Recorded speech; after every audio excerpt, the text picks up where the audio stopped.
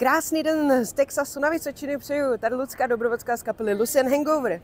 V návaznosti na náš úspěch, který se nám podařil v Texasu, jsme získali několik otázek, které mám zodpovědět.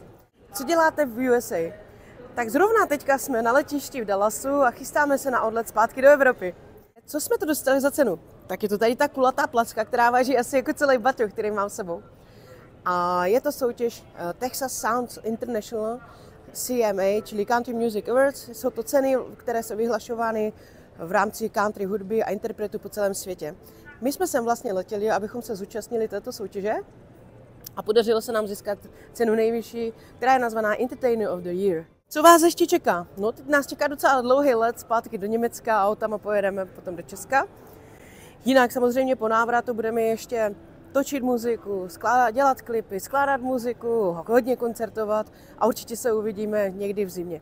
Tak, předposlední otázka. Právě vyšel váš single, co nám o něm povíte? Tak o našem singlu vám povím, že to je písnička, která se jmenuje Za svými sny. Napsala jsem ji s Kubou Šimonem a je to písnička o tom, že jdeme za svými sny. Protože my jsme se rozhodli nechat všech prací a nerozptylovat naši pozornost a energii na činnosti, které jenom vydělávají peníze, ale které nám nepřináší radost. Takže jsme se rozhodli dělat jenom muziku a jdeme úplně a maximálně na 1000% za svými sny, o čemž odpovídá asi i teď ta cena. Veselá historka z natáčení.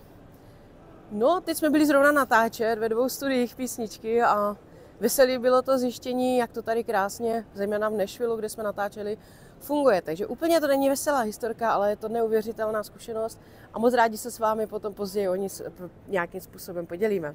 Takže to je asi vše za mě. My vás moc zdravíme. Kapelu bych ještě představila.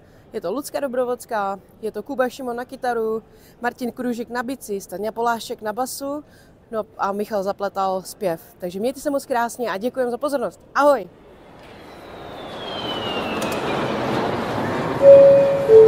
Preview.